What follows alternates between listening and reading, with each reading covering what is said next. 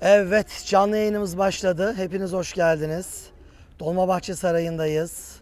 Dolmabahçe Sarayı'nın rıhtımındayız. Muhteşem bir boğaz manzarasıyla karşı karşıyayız. Evet, sabahtan beri grubumuzla beraber Beşiktaş'ı dolaşıyoruz. Şimdi sıra Dolmabahçe Sarayı'na geldi.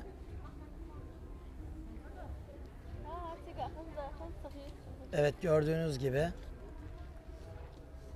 karşımızda büyük mabeyn salonu var. Büyük mabeyn salonu. Oradan az önce çıktık. Büyük mabeyinden. Şu gördüğünüz yerden çıktık. Tabii kapalı yerlerde hem telefonu iyi çekmediği için canlı yayın yapılamıyor. Kapalı yerlerde. Ben en azından size büyük mabeyni şuradan bakın azıcık bir göstereyim. Devasa bir salon burası. Şu gördüğümüz yer. Birazcık Dolmabahçe Sarayı'nın tarihini konuşalım gelin sizinle beraber. Sesim inşallah net geliyordur. Sesimi inşallah rahat duyuyorsunuzdur. Ben şöyle geçeyim. Şuradan şu manzarada konuşalım. Şimdi benim grubum herkes bulunduğu yerden beni duyuyor galiba değil mi? Siz de duyuyorsunuzdur. Duman biraz rahatsız ediyor. Şu sigara içenler yok mu ya? Allah bırakmayı nasip etsin. Şimdi burası Dolmabahçe Sarayı. Grubuma da selamlığı gezmeden evvel sarayın tarihçesini anlatmadım. Çünkü size sarayın tarihçesini şu manzaradan anlatmayı arzu ettim. Çünkü ilk girdiğimiz kısımdan deniz gözükmüyor. Gözükmediği için biz denizi görmeden anlattıklarımı konuşmak tabii biraz anlamsız kaçıyor. Şu an bulunduğumuz bu yer Dolmabahçe bölgesi ilk çağdan beri insanların uğrak yeri olmuş. Bir takım gemilerin sığındığı bir liman haline kullanılmış. Fakat yukarıdan akan bir dere yüzyıllar içerisinde burayı doldurduğu için burası balçık bir hal almış. Ve daha sonra kullanılmaz hale gelmiş. Efes Antik Limanı gibi burası da dolmuş. Ya da İskenderun Antakya arasındaki Titus Tüneli bölgesinin limanının dolması gibi. Tarih içinde dolmuş. Kullanılamaz hale gelmiş. Daha sonra bu görmüş olduğunuz bölge Osmanlı'nın fethi sonrası dikkat çekmiş. Yani Osmanlı'nın fethi öncesi burada hiçbir şey yok muydu diye sorarsanız Aziz Mamas adında bir manastırın bulunduğuna dair bir bilgi var elimizde. Başka bir şey yok. Aziz Mamas Manastırı ve gemilerin uğrak yeri olan küçük bir liman bölgesi, bu kadar. Osmanlı'da buraya ilk binanın 2. Bayezid döneminde yapıldığını biliyoruz. Zaten şehri kim fethetti? Fatih Sultan Mehmet fethetti. 2. Bayezid döneminde buraya küçük bir bina yapılmış. Osmanlı padişahları bir nevi mesire yeri gibi, has bahçe gibi burayı kullanmışlar. Kanuni Sultan Süleyman bu bulunduğumuz bölgenin sırt tarafına küçük bir kasır yaptırmış Kanuni. Orayı kullanmış. Daha sonra 2. Selim mesela burayı has bahçe olarak kullanmış. 2. Selim gelmiş buraya. Burada bulunmuş. Tabii 3. Murat derken 3. Mehmet Dolmabahçe Sarayı'nın bu arazisine Dolmabahçe Sarayı yapan adam kim biliyor musunuz? Sultan 1. Ahmet. Yani o meşhur Sultanahmet Camii'ni yaptıran 1. Ahmet. 1. Ahmet burayı çok fazla seviyormuş. Buraya sık sık da geliyormuş. Ama buradaki bu problemleri bildiği için buradaki bu bataklık hal, ıslak zeminler burayı doldurtma kararı almış. Zaten o burayı doldurtana kadar buranın adı Dolmabahçe değil. Osmanlılar bahçe diyorlar. Değil. Onun emriyle bu iş başlıyor. Tamamen doldurma oğlu Genç Osman döneminde sona eriyor. 1618-22. Genç Osman'ın bir emri var. Boğaz'da seyreden her gemi, tekne buraya bir yük taş dökecek. Kural bu yani. Boğaz'da seyrediyorsanız bu sizin devlete verginiz. Ve hızlı bir şekilde burası tamamen doluyor ve halk arasında önce Dolan Bahçe, sonra Dolma Bahçe ismiyle adlandırılıyor. İşte Genç Osman'dan sonra biliyorsunuz 4. Murat dönemleri, 1. İbrahim dönemleri, daha sonra 4. Mehmet, 2. Mustafa, 3. Ahmet böyle gidiyor.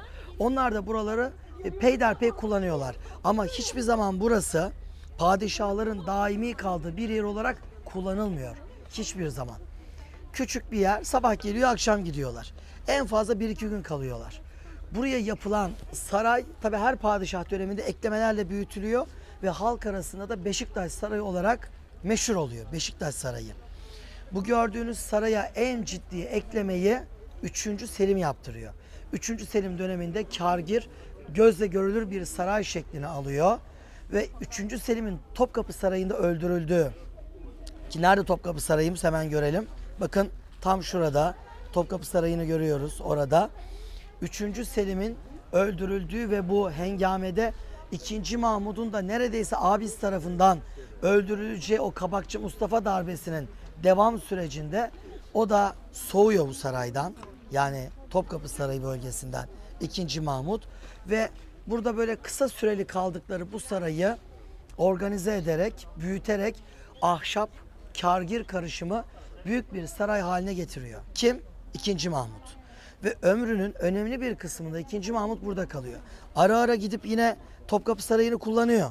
Ama ağırlıklı olarak Dolmabahçe'deki bu değil ama bakın. Bundan kastım şu kârgir bina. Bu sarayı değil. O ahşap ağırlıklı sarayı kullanıyor. 2. Mahmud'un vefatı sonrasında yerine geçen büyük oğlu Sultan Abdülmecit artık Topkapı Sarayı'nın kullanılması söz konusu değil. Buradaki ahşap ağırlıklı saray da o günün şartlarına uymuyor. Uymayınca diyor ki biz burayı yeniden yaptıralım. Nasıl yaptıralım? Şöyle gelin. Yani kameramızı kastediyorum. Bakın görüyorsunuz devasa bir yapı. 2. Mahmud'un oğlu Sultan Abdülmecit'le beraber 1843 yılında babasının yaptırdığı saray yıktırılarak yerine bu sarayın inşaatı başlıyor. 1843'ten 1856 yılları arasında tam 13 sene içerisinde bu saray tamamlanıyor ve bitiriliyor. Bana sorarsanız bir israf sarayı. Ya içinde 243 tane oda, 60'ın üzerinde salon olan bir saraydan bahsediyoruz ya. Yani bu kadar devasa alanlar bir devlet yönetimi için lazım mıydı? Tabii ki değildi. Haremi gezerken zaten kusuyorsunuz. İşte haremde şu hanımın odası, bu hanımın odası, öbür hanımın odası, öbür bilmem kimin odası. Ayıptır ya. Bence gerek yok. Ben açık konuşayım. Hani Osmanlı Devleti'ni seven, onların büyüklüklerini takdir eden bir adam olarak her zaman söylüyorum.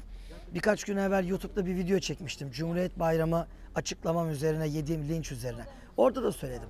Bu devlet yıkılmayı hak etmeseydi yıkılmazdı. Hani Osmanlı Devleti'ni şu yıktı, bu yıktı diye bir sürü senaryo ya da iddia var ya.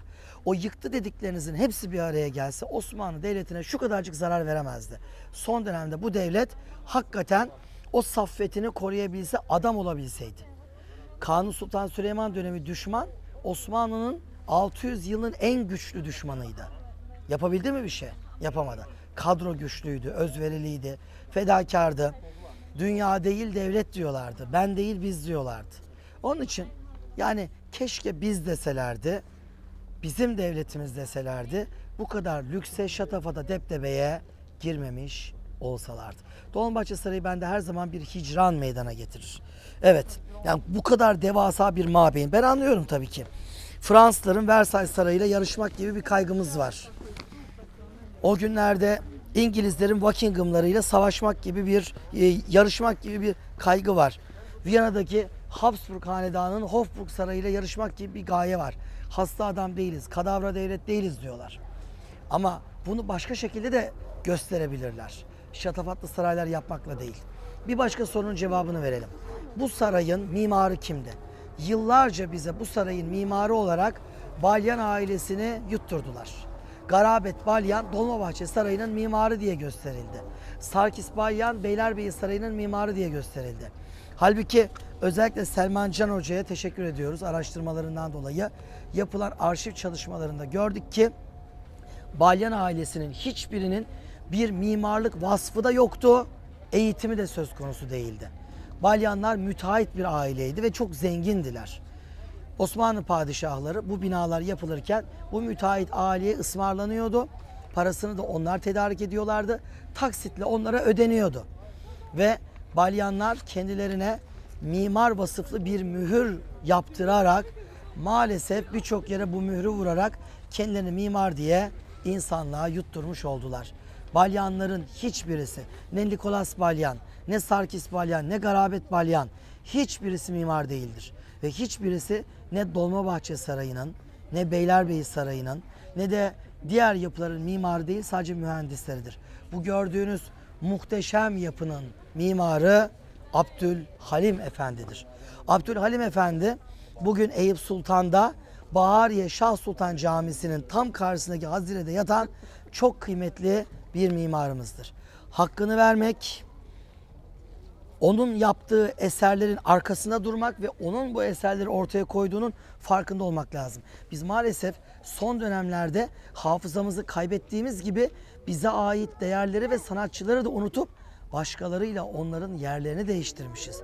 Bu acziyetten acilen kurtulabilmemiz dilekleriyle Dolmabahçe Sarayı bölgesinden selamlarımı gönderiyorum.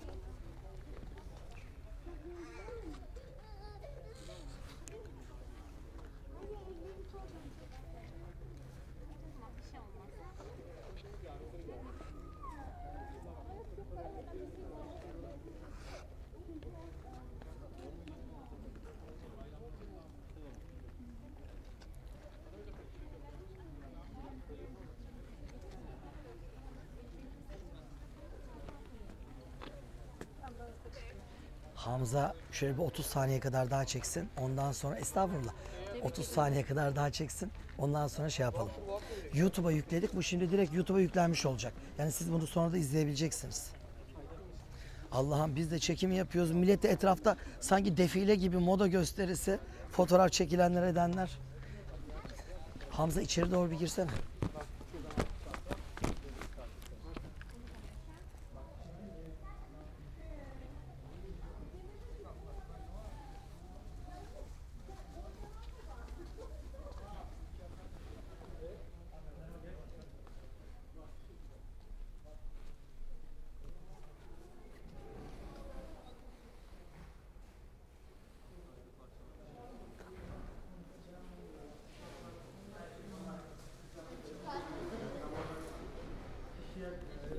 Otomat hasta olduğunu düşünüyorum ben.